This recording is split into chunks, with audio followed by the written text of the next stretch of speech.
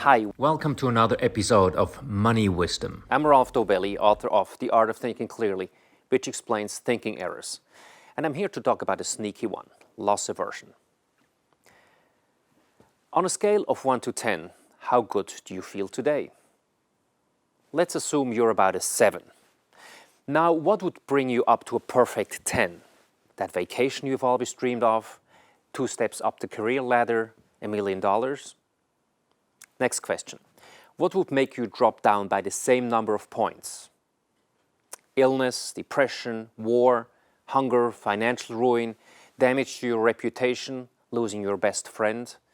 The long list of horrible possibilities shows just how much could happen to undermine our happiness.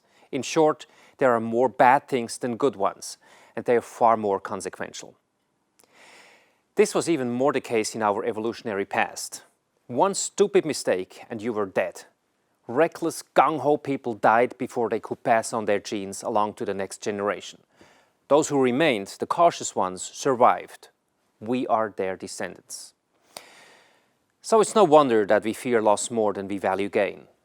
Losing $100 costs you more happiness than the delight you would feel if I gave you $100.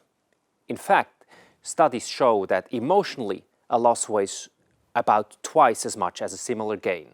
Social scientists call this loss aversion. Does loss aversion play a role in your investment decisions? Absolutely. Let's say you're invested in 2 mutual funds of the same nature. In Fund 1, your investment of 400,000 rupees is now 200,000 rupees. In Fund 2, your investment of 100,000 rupees is now 200,000 rupees. You need 200,000 rupees and must sell one of your funds. Which one will you sell? Most investors will sell the second fund, where an investment of 100,000 rupees is now 200,000, because it is extremely painful to bear the loss of the first fund. Looking at it rationally, it doesn't matter which fund you sell. What can you do about the impact of loss aversion? Number 1, be an investor, not a speculator. There is a huge difference. Investors buy a security or a mutual fund on the promise that it will generate a decent return with a somewhat noble risk over a long period of time. Speculators, on the other hand, just want to make a quick buck on short-term price changes. So if you're an investor, you have a long-term horizon that makes you far less susceptible to loss aversion. Number 2, consider a loss on paper as real loss.